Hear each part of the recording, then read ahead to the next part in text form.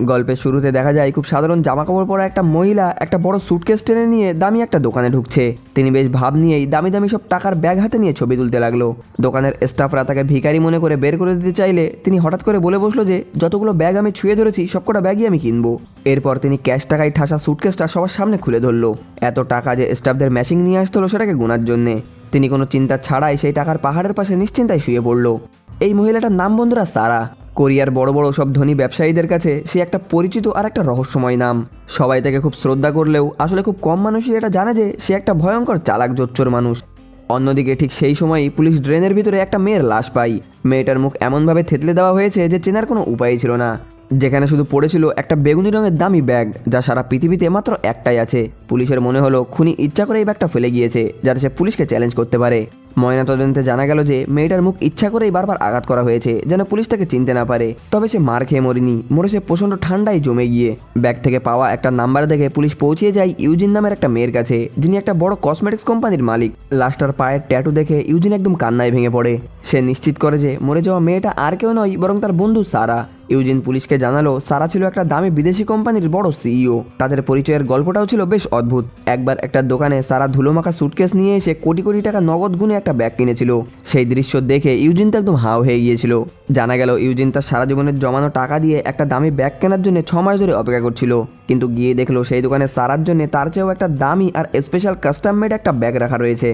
সারাকে নিয়ে তখন অনেক রকম কথা শুনে যেত। কেউ কেউ বলতো সে নাকি একটা বড় কোম্পানির মালিক। ওই সময় ইউজিনের ব্যবসার অবস্থাও খুব খারাপ ছিল। একদিন এক বড় লোকের পার্টিতে গিয়ে ইউজিন এক অহংকারী মহিলার কাছে বেশ অপমানিত হয়। তিনি অপমান করে বলছিলেন যে ইউজিনের কোম্পানির মালপত্র মোটেও হাই ক্লাস লোকেদের জন্য না। ঠিক তখনই হঠাৎ একটা মহিলা তার গায়ে ধাক্কা মেরে তার ব্যাগটা নষ্ট করে দেয়। ইউজিন খুব রেগে গেলেও সেই মহিলাটা মোটেও খারাপ ব্যবহার করেনি, উল্টে বারবার তার কাছে ক্ষমা চাইছিল। ক্ষতিপূরণ হিসেবে তিনি তাকে এমন এক দামি ব্যাগ উপহার দিতে চাইলো যা কেনা ইউজিনের কাছে স্বপ্নের মতো ছিল। তখনই সে বুঝতে পেরেছিল যে এই মহিলাটাই হলো সেই রহস্যময় সারা। পরে পার্কিং লটে তাদের আবার দেখা হয় আর এখান থেকে তাদের বন্ধুত্ব শুরু হয়। সারা এমনভাবে কথা বলতো যে ইউজিন কোনোভাবেই তাকে না করতে পারতো না। সেখানে এসে সারার কাছে স্বীকার করে যে সে বড়লোকদের সমাজে নিজের জন্য জায়গা করে নিতে চায়। আর আমাদের সারা ছিল সব দিক থেকেই একদম পারফেক্ট, যেমন ধনী তেমনই মিলনসই। এর কিছুদিন পর আমরা দেখি যে সারার রুমমেট তার সব জিনিসপত্র চুরি করে নিয়ে পালিয়ে গিয়েছে, যার কারণে সারা এখন ইউজিনের বাড়িতে থাকতে শুরু করেছে। এতে তাদের দুজনের বন্ধুত্ব আরো গভীর হয়ে যায়। একদিন সারা কথায় কথায় একটা হোটেল বানানোর আইডিয়া দিল। ইউজিন ভাবলো এটাই হয়তো তার জীবন বদলে ফেলার সুযোগ। সে চাইছিল শুধু তার কসমেটিক্স কোম্পানির মালপত্রই যেন ওই হোটেলে ব্যবহার করা হয়। এতে তার কোম্পানির দাম আর নাম দুটোই বাড়বে। সঙ্গে সঙ্গে সে কোনো চিন্তাভাবনা না করেই ওই প্রজেক্টে 15 মিলিয়ন ইয়ন ইনভেস্ট করার দাবি করে দেয়। এরপরে সারার ওই ব্র্যান্ডের জনপ্রিয়তা হু হু করে বাড়তে লাগলো। এমনকি বড় সেলিব্রিটিরাও ওই মালপত্র কেনার জন্য একদম পাগল হয়ে গেল। প্রথম মাসেই ইউজিন তার ইনভেস্ট করা সেই 15 মিলিয়ন ইয়নের টাকাটা হাতে পেয়ে যায়। এতে সারার ওপরে ইউজিনের বিশ্বাস আরও বেড়ে গেল। কিন্তু মজার ব্যাপার হলো যে যেদিন সারার একটা নতুন প্রোডাক্ট বাজারে আসার কথা ছিল সেই দিনই ইউজিন তাকে শেষবারের মতো দেখেছিল।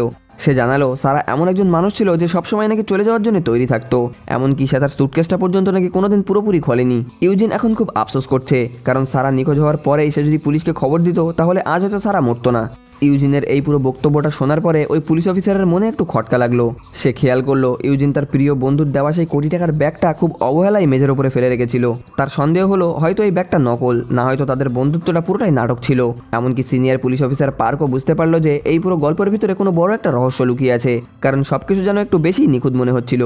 পুলিশ অফিসার পার্ক লুকিয়ে তদন্ত করে জানতে পারলো যে ইউজিন আর সারার মধ্যে ওই 15 কোটি টাকার ইনভেস্টমেন্ট নিয়ে আসলে বড় ঝামেলা হয়েছিল। আসল কথা হলো ওই টাকাটা ইউজিন তার নিজের কোম্পানি থেকেই চুরি করেছিল। ঠিক সেই সময় পুলিশ একটা কিডন্যাপিং কেস সমাধান করতে গিয়ে জানতে পারে যে ইউজিন আসলে নিজেই লোক ভাড়া করেছিল সারাকে তুলে নিতে আর সেই টাকাটা চুরি করার জন্য। কিন্তু ভুল করে কিডন্যাপাররা সারার বদলে হিও নামের একটা অন্য মেয়েকে তুলে নিয়ে যায়। ভাগ্য ভালো যে সেই সময় পুলিশ সময় মতো পৌঁছে গিয়ে সেই মেয়েটাকে বাঁচিয়ে ফেলেছিল। বর্তমানে থানার বাইরে অফিসার পার্কের সাথে দেখা হয়ে যায় ওই মেয়েটার, মানে হিওর সাথে, যার মুখে আঘাতের চিহ্ন ছিল আর হাতে ছিল একটা লাঠি। মেয়েটা কাঁদছিল দেখে অফিসার পার্ক তার দিকে নিজের টাইটা এগিয়ে দিল চোখের জল মোছার জন্য। কিন্তু মেয়েটা চোখের জল মোছার পরে যাওয়ার সময় এমন একটা অদ্ভুত কথা বললো যা পার্কের মাথায় কোনোভাবে ঢুকলো না। পরে পার্ক খেয়াল করলো যে মেয়েটা বলেছিল তার বাম পায়ে নাকি চোট, অথচ সে লাঠিও ধরে রেখেছে বাম হাতে। সাধারণত লাঠিটা থেকে উল্টো হাতে ধরার কথা ছিল। এই ছোট একটা খটকা থেকে পার্কের মনে হলো যে দাল মে কুছ কালা হ্যায়। তদন্ত করতে গিয়ে পুলিশের চোখ তো প্রায় কপালে ওঠার মতো অবস্থা। রেকর্ড ঘেটে দেখা গেল যে সারা নামের আসলে কোনো মানুষই নেই। তার নাম, জন্ম তারিখ, ঠিকানা, পড়াশোনা সবই ছিল ভুয়া। যে মেয়েটাকে সবাই এতদিন নিখুঁত ভাবতো সে আসলে শুরু থেকেই ছিল একটা মিথ্যে। পুলিশ তখন এই গল্পের আর একজন মানুষ, একটা বড় সুদ ব্যবসায়ী সেইনের কাছে গেল। কিন্তু সেইন এখানে একদম একটা অন্যরকম গল্প শোনালো। সে তখন কিডনি নষ্ট হয়ে যাওয়ায় প্রায় মরার পথে ছিল। তার নিজের ভাই, বোন, বউ, এমনকি 40 বছর পুরনো একটা বন্ধু তাকে কোনো রকম সাহায্য করতে রাজি হয়নি। সেই বিপদের সময় তার দেখা হয় দুয়া নামের একটা মেয়ের সাথে, যে মেয়েটা পরে সারা নামে পরিচিত হয়। দুয়া তখন সেইনকে একটা সাহসী অফার দেয়। সে জানায় 50 কোটি টাকার বিনিময়ে সে নিজের একটা কিডনি তাকে দিতে রাজি আছে। সব কিছু লিগাল দেখাতে তারা দুজন একটা ভুয়া বিয়েও করে। কিন্তু দুয়া মেয়েটার আসল লক্ষ্য শুধু টাকা ছিল না। সে জানতো জীবন বদলাতে হলে শুধু বড় লোকদের খরচ দেখলে হয় না, তারা কিভাবে টাকা কামায় সেটাও দেখতে হয়। এরপরে সেইনি আস্তে আস্তে দুয়াকে সাহায্য করে সারা নামের একটা একদম নতুন আর ঝকঝকে পরিচয় তৈরি করতে। একদিন দেখা গেল সেইন বিশাল বড়লোক হওয়ার সত্ত্বেও সে তার ছুরি মার্কা বউকে একটা সাধারণ ডায়মন্ডের আংটি উপহার দিল। তিনি জানালেন তার মতো স্ট্যাটাসের মানুষের বউ যাই পড়ুক না কেন, সবাই সেটাকে আসল বলেই মেনে নেবে। এই বিষয়টা দেখে সারা একদম একটা নতুন বিষয় বুঝতে পারলো, সবটাই আসলে লোক দেখানো। তাদের বিয়েটা ছিল স্রেফ একটা চুক্তি, যেখানে ভালোবাসা বা সম্মান কোনো কিছুরই জায়গা ছিল না। নিয়ম অনুযায়ী কিডনি দিতে হলে অন্তত 2 বছর একসাথে স্বামী স্ত্রী হয়ে থাকতে হবে। তাই তারা দুজন 2 বছরের জন্য একটা কন্ট্রাক্ট সই করে। সেইন তার ক্ষমতা ব্যবহার করতে সারার জন্য একটা ভুয়া পরিচয়পত্র তৈরি করে দেয়। সবার কাছে প্রচার করা হলো যে সারা একটা নামি দামি ক্যামব্রিজ ইউনিভার্সিটি থেকে পড়াশোনা করেছে। যখন কেউ পড়াশোনা নিয়ে প্রশ্ন করতো, সারা কায়দা করে কথাটাকে ঘুরিয়ে দিত। মজার ব্যাপার হলো সারার এই রহস্যময় ব্যবহারটা বড়লোকদের কাছে আরও বেশি পছন্দ হলো। একটা ধনী মহিলা তো সারাকে এমন একটা গোপন আড্ডায় নিয়ে গেল, যেখানে সারাক্ষণ শুধু দামি অভিজাত্য আর ফুর্তি চলতো। সারা বুঝতে পারলো এটাই তার জন্য একটা সুযোগ। সে ওই মহলে রটিয়ে দিল যে সে কোরিয়াতে একটা বিশাল বড় নামি দামি ব্র্যান্ড আনতে চাই, কিন্তু সে সিউল শহরটা ভালো করে চেনে না বলে শোরুমটা কোথায় দেবে সেটা বুঝতে পারছিল না। সেই মুহূর্তেই একটা বড়লোক সিইও এসে সেখানে হাজির হয়।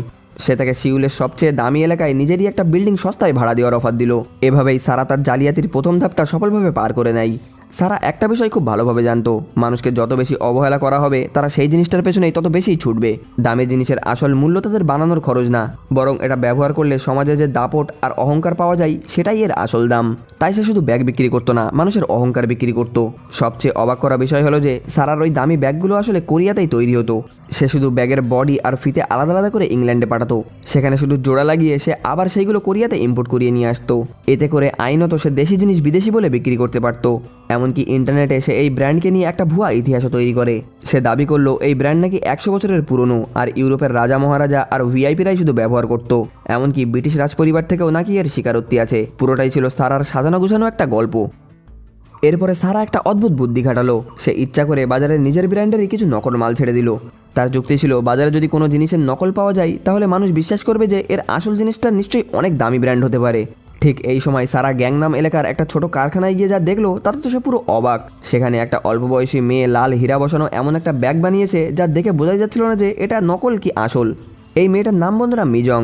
সে দামি ব্যাগ বানানোর জন্য ওস্তাদ, কিন্তু তার নজর ছিল সারার দামি গয়না আর তার সাজগোজের দিকে। সে আর দেরি না করে মিজংয়ের পুরো টিমকে কাজে লাগিয়ে দিল আর তাকে খুব কঠিন ডিজাইনের একটা ব্যাগ বানাতে বলল। মিজং সারা রাত জেগে নিখুঁতভাবে সেই ব্যাগটা তৈরি করে। ব্যাগটা দেখে সারা নিজেও থ হয়ে গেল, এতটা নিখুঁত কাজ সে আগে কখনো দেখিনি। একদিন রাতে ছাদের ওপরে দাঁড়িয়ে সারা মিজংকে বলল যে ইনভেস্টরদের কাছ থেকে টাকা পাওয়ার পরে সে এই ব্যাগগুলোকে আরও বড় পরিমাণে বানানো শুরু করবে। কিন্তু মিজংয়ের নিজের ওপরে কোনো ভরসা ছিল না। সে বলল সে তো শুধু নকল করতে জানে, এটা আবার কোনো একটা গুণ হলো নাকি? সারা হেসে বলল আসল আর নকলের ভিতরে যখন পার্থক্য বোঝা যায় না তখন ওটাই হয় তার ভাগ্য। সারা সেখানে তাকে অনেক টাকা আগাম দেওয়ার কথা বলল, কিন্তু মিজং চাইছিল সব টাকা যেন তাকে ক্যাশে দেওয়া হয়। সে বুঝতে পারলো যে মিজং কিছু একটা লুকাচ্ছে। পরে মেয়েটা স্বীকার করে যে সে অনেক ছোটবেলায় বাড়ি থেকে পালিয়ে এসেছিল, তাই তার কোনো আইডি কার্ড নেই, এমনকি সে ব্যাঙ্ক অ্যাকাউন্টও খুলতে পারিনি। কথাগুলো শুনে সারা মজা করে বলল যে আমার তো প্রায় একই অবস্থা, তুমিও পালাচ্ছ আর আমিও পালাচ্ছি। যেহেতু তাদের দুজনের শরীরের গঠন প্রায় একই রকম, তাই সারা একদিন মিজংকে বলল যে তার বদলে সে যেন একটা দোকানে গিয়ে দামি জামা কাপড়ের ট্রায়াল নেয়। আয়নার সামনে দাঁড়িয়ে সারা বলল যে তাদের দুজনকে দেখতে অনেকটা একই রকম লাগছে। সারা যা যা শিখিয়ে দিয়েছিল মিজং ঠিক তাই তাই করলো। সে দোকানে গিয়ে সারার নাম বলল আর দামি দামি ড্রেস পরতে শুরু করলো। দামি পোশাকে আয়নার সামনে নিজেকে দেখে মিজং নিজেই তো অবাক হয়ে গেল। তার মনে হচ্ছিল সে হয়তো অন্য কেউ হয়ে গিয়েছে। নিজের ওই রাজকীয় রূপ দেখে সে যেন মায়ায় পড়ে গেল। মিজং যখন বোঝাতে চাইল সে আসলে সারা না, তখনই সারা তাকে থামিয়ে দেয়। এরপর একদিন সারা তাকে একটা দামি ফোন উপহার দেয়, যেটা সারার নামেই কিনা ছিল। এমনকি সে তাকে লাইব্রেরিতে নিয়ে গিয়ে বোঝালো যে ভার্সিটিতে না পড়লেও দুনিয়াটা চেনা যায় এই বইয়ের মাধ্যমে। যেহেতু মিজংয়ের কোনো আইডি কার্ড নেই, তাই সারা তাকে নিজের মেম্বারশিপ কার্ডটা দিল, যাতে অসুস্থ হলে সে হাসপাতালে যেতে পারে। মিজং বুঝতে পারছিল না যে সারা কেন তার জন্য এত কিছু করছে। সারা শুধু রহস্য করে বলল যে তাকে দেখলে নাকি তার একজন খুব কাছের মানুষের কথা মনে পড়ে। বড়লোকদের জীবনের একটুখানি স্বাদ পেয়ে মিজং যেন পুরোপুরি বদলে যেতে শুরু করলো। একদিন সোফার উপরে সারার মানিব্যাগ পড়ে থাকতে দেখে সে সেটা তাকে ফেরত দিল না, উল্টে তার কার্ড ব্যবহার করে নামি দামি দোকানে গিয়ে কেনাকাটি শুরু করলো। টানা 6 মাস ধরে সে সারার পরিচয় নিয়ে সব নামি দামি জায়গায় ঘুরে বেড়াতে লাগলো। যেহেতু সারার আসল মুখটা খুব কম লোকে চিনত, তাই কেউ তাদেরকে সন্দেহ করতো না। মিজন এমনকি সারার কথা বলার স্টাইল আর চালচলন সবই একদম পুরো কপি করে ফেলেছিল। কিন্তু এই নকল করা তো আর সারা জীবন চলবে না। একদিন শপিং মলে সিকিউরিটি টিম মিজনকে আটকিয়ে দেয়। সে নিজেকে আসল সারা প্রমাণ করার জন্য এমনকি তার পায়ের গোড়ালিতে সারার মতো হুবহু একটা ট্যাটু করে নিয়েছিল। কিন্তু সিকিউরিটি জানালো যে কার্ডের আসল মালিক সারা চায় না পুলিশ ডাকতে, তাই সে যেন চুপচাপ এখান থেকে কোনো ঝামেলা না করে চলে যায়। মিজং তখন বুঝতে পারলো এই পুরো ঘটনাটাই ছিল সারার একটা চাল। সারা তাকে ইচ্ছা করেই দামি জিনিসের লোভ দেখিয়ে হাতে নাতে ধরে অপমান করিয়েছে। মিজং এখানে কিছুতেই মেলাতে পারছিল না যে সারা কেন তার সাথে এমন করলো। একবার সে একটা বড়লোক মহিলার ড্রিঙ্কসে ওষুধ মিলিয়ে দিয়েছিল। সেই মহিলাটা যখন বমি করতে শুরু করলো, সারা দোকানের সবচেয়ে দামি ব্যাগটা বাড়িয়ে দিল তার বমি ধরার জন্যে। এরপরে সে নিজেই হাঁটু গেড়ে বসে সেই সবটা পরিষ্কার করলো। এমনকি মহিলাটা তাকে টাকা দিতে চাইলে সে সেটা নিল না। এটা পুরোটাই সে একদম পুরো নিঃস্বার্থে করেছিল। এমনকি সারা এখানে কোনো ব্যাগ বা ব্র্যান্ড বিক্রি করতে চাইছিল না। সে বড়লোকদেরকে বোঝাতে চাইছিল যে আমিই সেরা আর এটাই তার ব্যবসা। কিন্তু শুধু বড়লোকদের সাথে মিশলে তার ক্যারিয়ার যতটা উপরে ওঠার কথা ছিল ততটা উঠছিল না। তাই সে কাজের বাহানা দিয়ে একটা দামি বারে যাতায়াত শুরু করলো। সেখানে সে জিওয়াং নামের একটা হ্যান্ডসাম মডেলকে দিয়ে ড্রিঙ্কস সার্ভ করাতো। কিন্তু সারা সবসময় তার সাথে একটু দূরত্ব বজায় রাখতো। তার এই রহস্যময় আর ঠান্ডা মেজাজ দেখে জিওয়াং তার প্রেমে পড়ে যায়। একদিন ছেলেটা কায়দা করে সারার গাড়ির চাবিটা নিজের কাছে রেখে নেয়, যেন সে তার সাথে আবারও দেখা করতে পারে। চাবিটা ফেরত দেওয়ার সময় সে দেখলো যে সারা খালি পায়ে খুব করুণ মুখে দাঁড়িয়ে আছে, যেন এক্ষুনি সে ঘর থেকে পালিয়ে এসছে। জিহাও মায়ায় পড়ে নিজের জুতোটা খুলে সারাকে পরিয়ে দেয়। কিন্তু যখনই সে শুনলো সারা সেই ভয়ঙ্কর সুদখোর ব্যবসায়ী সেইনের সাথে থাকে, সে তো একদম পুরো চমকে উঠলো। কারণ এই পুরো এলাকায় সেইন মানেই আতঙ্ক। জিহাও মানে ছোট করে জিন ভাবছিল সারা হয়তো ওই শয়তানের খপ্পরে পড়ে গিয়েছে। কিন্তু সারা খুব শান্তভাবে বলল যে সেইনের সাথে থাকলে তাকে নাকি কোনো রকম কৈফিয়ত দিতে হয় না। কথা বলতে বলতে এই রাত যত ভারী হতে থাকে তাদের দুজনের ভিতরের মাখামাখিটাও আরও বাড়তে থাকে। জিন মজা করে বলল যে সে সারার সাথে পালিয়ে যেতে চাই। এমনকি সে ওই দিন টাকা না নিয়ে সারার সাথে আরও কিছুক্ষণ সময় কাটাতে চাইলো। জিন মনে মনে সারাকে সত্যিই ভালোবেসে ফেলেছিল। এমনকি তার ফোনে সারার নাম্বারটাও একটা পুরো আদুরে নামে সেভ করে রাখে। তারা সাধারণ কাপেলদের মতন রাস্তার পাশে বসে খাওয়া দাওয়া আর গল্প করতে লাগলো। গল্প করতে করতে হঠাৎ জিন সারার হাতে ইঞ্জেকশনের ফুটো আর একটা কালছিরে দাগ দেখতে পাই। সে ভাবলো সারা হয়তো ড্রাগস নেয় আর সেইনই হয়তো তাকে এই অবস্থায় ফেলেছে। সারার এই চেহারা দেখে জিনের ওর উপর খুব মায়া হয়। একই সাথে সে সেইনের উপরে প্রচণ্ড রেগেও যায়। সে রাগের মাথায় সারাকে জিজ্ঞাসা করে যে তুমি কি চাও আমি ওই শয়তানটাকে মেরে ফেলি। আসলে জিন বোকার মতো বিশ্বাস করেছিল যে সেইন মরলে সারা হয়তো সব সম্পত্তির মালিক হবে আর তারা দুজন সুখে শান্তিতে জীবন কাটাবে। কিন্তু যেই না সেইন তাকে ছুরি মারতে গেল, সারা খুব নাটকীয়ভাবে তার সামনে চলে এসে তাকে বাঁচিয়ে নেয়। এরপরে ইশারা করে সে জিনকে সেখান থেকে পালিয়ে যেতে বলে। আসলে এই পুরো নাটকটা করেছিল সে সেইনের আরও বেশি বিশ্বাস অর্জন করার জন্যে। আসল কথাটা হলো এই কদিনে সে সেইনকে খুব ভালো করে চিনে ফেলেছে। সেইনের যখন কিডনি ডায়ালিসিসের দরকার হতো সারা খুব যত্ন করে এই সবটা ব্যবস্থা করতো। কিন্তু এই মিথ্যে পরিচয় আর অভিনয় করতে করতে সারা ভেতর থেকে একদম পুরো হাঁপিয়ে উঠেছে। সে সেইনের সামনে স্বীকার করে যে সে আর সত্যি আর মিথ্যের পার্থক্যটা বুঝতে পারছে না। বড়লোকি চালচলনের স্বাদ একবার পেয়ে গেলে তা ভোলা খুব কঠিন, আর এটাই তাকে সবচেয়ে বেশি কষ্ট দিচ্ছে। হঠাৎ একদিন সেইনের অবস্থা খুব খারাপ হয়ে যাওয়ায় তাকে হাসপাতালে ভর্তি হতে হয়। জ্ঞান ফেরার পরে সেইন ইমোশনাল হয়ে তার সব সম্পত্তি বউ সারার নামে লিখে দেয় আর একটা উইল তৈরি করে নেয়। অবাক করা বিষয় হলো সারা তবুও সেইনকে কিডনি দিতে রাজি ছিল। সেইন অবাক হয়ে তখন তাকে জিজ্ঞাসা করলো যে আমি তো মারা গেলে আমার সব সম্পত্তি তুমি পাবা, তাহলে আমাকে বাঁচাচ্ছ কেন। সারা খুব শান্তভাবে উত্তর দিল যে আমি না হয় আর কিছুদিন অপেক্ষা করি, তারপরে ভালো করে ভেবেচিন্তে সিদ্ধান্ত নেব। কিন্তু সারা তার সিদ্ধান্তে একদম অটল ছিল। সেইন তখন বুঝতে পারলো যে সারা হয়তো তার জোচ্চর পরিচয়টা ভুলে গিয়ে একদম মন থেকে কিছু একটা করতে চাই। তারপরে অপারেশনের পরেই সারা যেন পৃথিবী থেকে উদাও হয়ে গেল। সারা যাওয়ার আগে জিনকে একটা দামি অ্যাপার্টমেন্ট উপহার দিল আর বলল সবটা ভুলে গিয়ে জীবন নতুন করে শুরু করতে। কিন্তু আসলে জিন ছিল সারার বড় একটা পরিকল্পনার অংশ। সারা তাকে দিয়ে বড়লোকদের মহলে নিজের ব্র্যান্ডের নাম ছড়াতে শুরু করলো। জিন আগে যেমন দামি মহিলাদের পটিয়ে পাটিয়ে নিজের হাতে রাখতো, তেমনি পটিয়ে তার ব্র্যান্ডের প্রমোশন করতে শুরু করলো। একই সাথে অন্য হ্যান্ডসাম মডেলদেরও সারার ব্র্যান্ডের ব্যাগগুলো উপহার দিতে শুরু করলো। এই মডেলরা বড়লোকদের আড্ডায় গিয়ে সারার ব্র্যান্ড নিয়ে এমন কথা বলতে শুরু করলো যে সবাই এটাকে বিশ্বাস করতে বাধ্য হলো। ছোট ছোট এই ধাপগুলো পার করে সারা মানুষের মনে একটা অন্ধবিশ্বাস তৈরি করে। পরিস্থিতি এমন দাঁড়ালো যে বড়লোকদের কাছে সারার এই ব্র্যান্ড এখন শুধুমাত্র ব্যাগ না, একটা ধর্মের মতো পবিত্র জিনিস হয়ে দাঁড়ালো। সারা তার দামি ব্র্যান্ডের জন্য একদল অন্ধভক্ত তৈরি করে ফেললো। এরপরে সে একটা নতুন চাল চাললো, যাকে বলে ভেদাভেদ করা। সে দোকানের স্টাফদের বলে দিল যে কাস্টমারদের স্ট্যাটাস দেখে যেন খাতির করা হয়। যারা সাধারণ জামাকাপড় পরে আসতো তাদেরকে ঘাড় ধাক্কা দিয়ে সেখান থেকে বের করে দেওয়া হতো। সারা খুব অল্প মাল বাজারে ছাড়তো আর কাস্টমারদের লাইনে দাঁড় করিয়ে রাখতে পছন্দ করতো। সে মানতো বড় লোকরা যত বেশি অবহেলা পাবে তার ততই সেই জিনিসটার প্রতি আরও বেশি করে আগ্রহ হবে। দেখতে দেখতেই সারার এই ব্র্যান্ডের দাম একদম আকাশচুম্বী হয়ে উঠলো। একদিন একটা দামি শোরুমে গিয়ে মিজং তো একদম অবাক। সে দেখলো তার নিজের হাতে বানানো একটা ব্যাগ সেখানে আর্ট হিসেবে সাজিয়ে রাখা হয়েছে, আর সেটার দাম রাখা হয়েছে 50 মিলিয়ন ইয়ন। মিজং তখন বুঝতে পারলো সারা তার ট্যালেন্ট আর পরিশ্রম চুরি করে এই বিশাল সাম্রাজ্য দাঁড় করিয়েছে।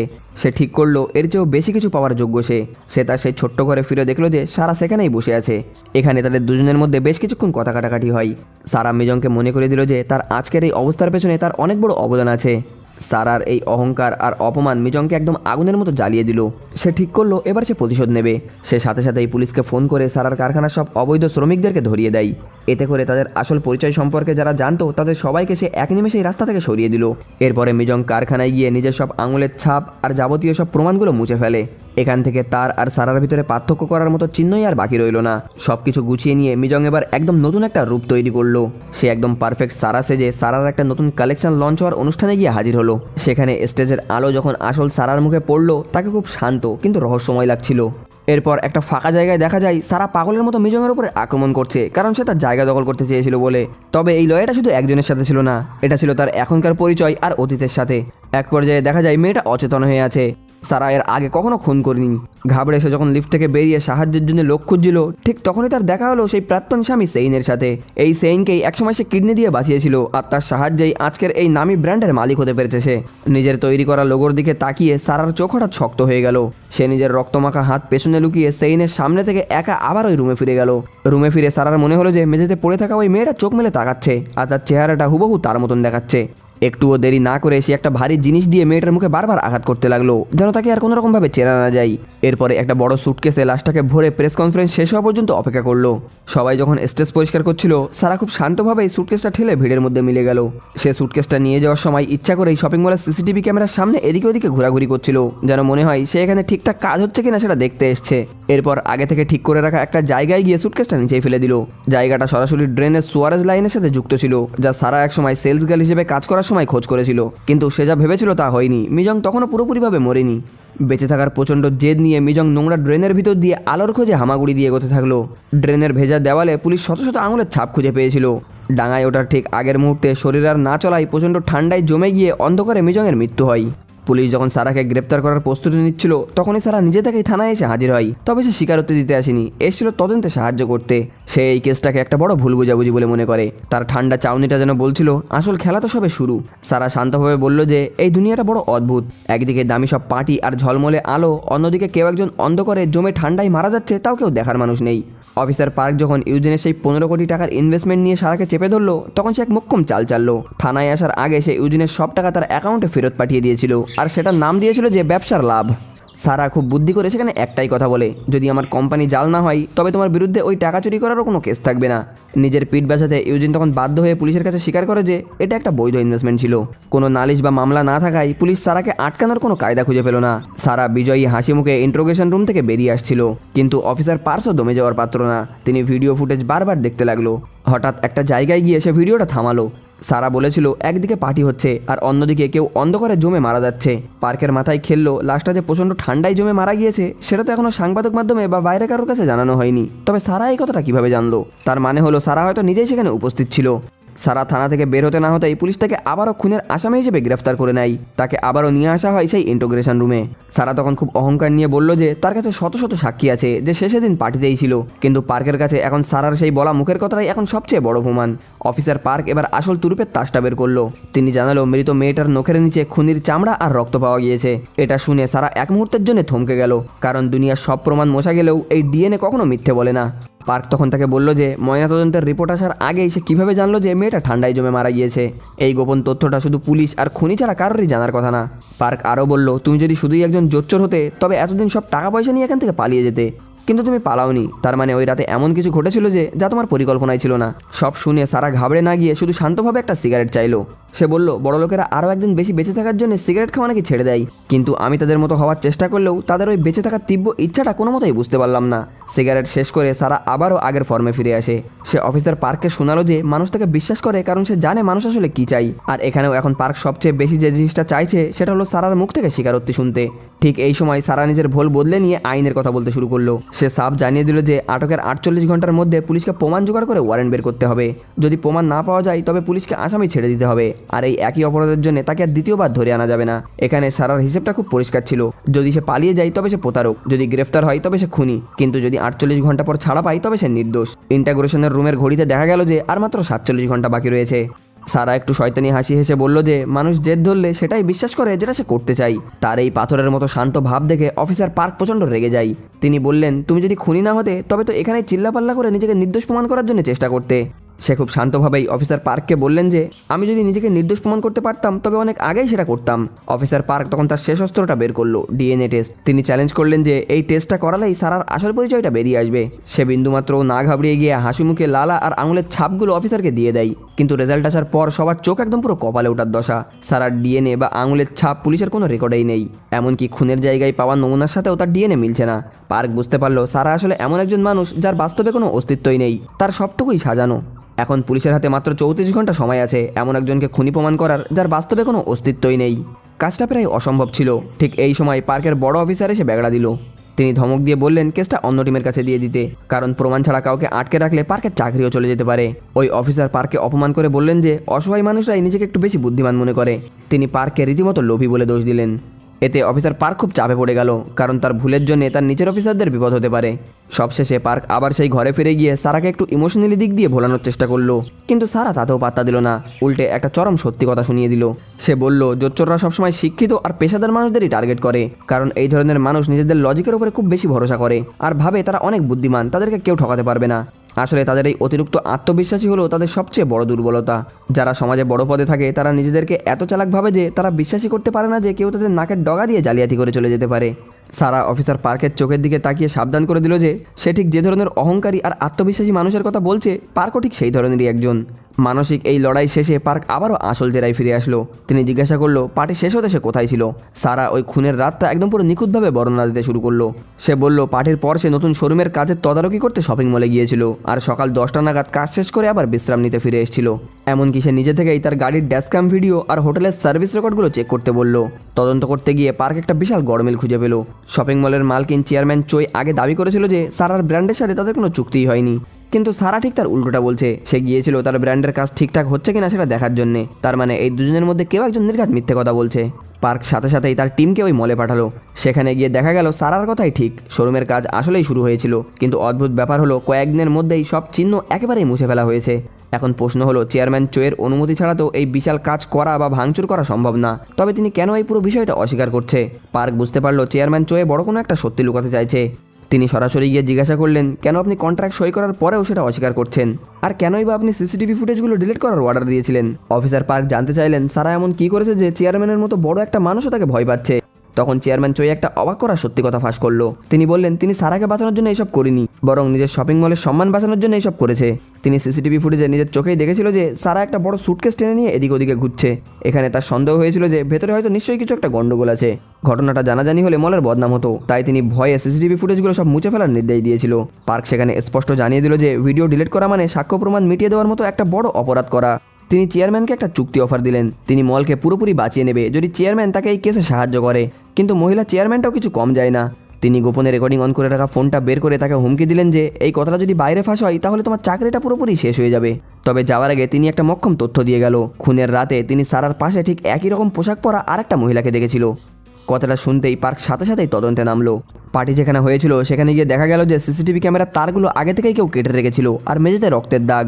বোঝা গেল যে খুনটা অনেক আগে থেকেই পরিকল্পনা করা হয়েছিল। সেখান থেকেই পুলিশ একটা ফেমাস দামি দর্জি শপের খোঁজ পেল। সেই দোকানের মালিক নিশ্চিত করলো যে সারা নামের একজন কাস্টমার ঠিক একই রকম দেখতে দুটো পোশাক বানানোর অর্ডার দিয়েছিল। তখনই পার্কের মাথায় একটা আইডিয়া আসলো, পোশাক ফিটিং করার সময় যদি সুই লেগে পরনের মানুষের শরীর থেকে এক ফোঁটা হলেও রক্ত বের হয়ে থাকে তাহলে সেটা একটা বড় প্রমাণ হতে পারে। অফিসার পার্ক ওই দামি পোশাকের কাপড় থেকে ডিএনএ নমুনা সংগ্রহ করে ল্যাবে পাঠালো, কিন্তু রিপোর্ট আসার পরে সবার চোখ একদম কপালে। দেখা গেল দুটো ড্রেস থেকে যে ডিএনএ পাওয়া গিয়েছে সেটা মৃত মেয়েটার সাথে একদম 99% মিলে যাচ্ছে। এর মানে দাঁড়ালো খুনের রাতে যে দুটো একই রকম পোশাক ব্যবহার করা হয়েছিল সেগুলো আসলে মৃত মেয়েটারই মাপের বানানো হয়েছিল। এখন পুলিশের মনে প্রশ্ন জাগলো যে তবে কি মৃত মেয়েটা নিজেকে বাঁচানোর জন্য বা অন্য কাউকে মারার জন্যই এই ছকটা কষেছিল? এখানেই পার্কের মনে পড়লো সারার বলা সেই কথাটা, মানুষ সেটাই বিশ্বাস করে যেটা সে করতে চাই। এখান থেকেই তদন্তের মোড় পুরোপুরি ঘুরে গেল।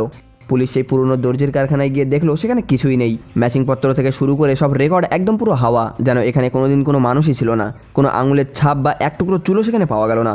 তদন্ত যখন আর কোনোভাবেই এগোচ্ছিল না, তখনই পার্ক পাশের বাড়ির একটা লোকের সঙ্গে কথা বলে। সেই লোকটা জানালো 10 দিন আগে পুলিশ এখানে এসে সব অবৈধ শ্রমিকদেরকে ধরে নিয়ে গিয়েছে আর তাদেরকে দেশ থেকে বের করে দেওয়া হয়েছে। কথা বলতে বলতেই পার্ক ওই লোকটার হাতে একটা বিশেষ চিহ্ন খেয়াল করে। কাঁচি চালাতে চালাতে যে চিহ্নটা হাতে পড়ে, এই লোকটার হাতে ঠিক সেই চিহ্নটাই রয়েছে। পার্কের মনে পড়লো ড্রেনে যে মেয়েটার লাশ পাওয়া গিয়েছে তার হাতেও ঠিক একই রকম দাগ ছিল। তার মানে এখানে দাঁড়ায় যে মেয়েটা ছিল সেই দর্জি কারিগর মিজং। ইন্টোগ্রেশন রুমে বসে পার্ক একটা নতুন আর সাহসী থিওরি সাজালো। তিনি ভাবলেন এটাও তো হতে পারে যে সামনে যে বসে আছে সে আসলে সারা না, বরং মিজং। হয়তো এটা হতে পারে আসল সারা মিজংকে মেরে তার জায়গা নিতে চেয়েছিল, কিন্তু মিজং সেটা আগে থেকেই ধরে ফেলেছিল।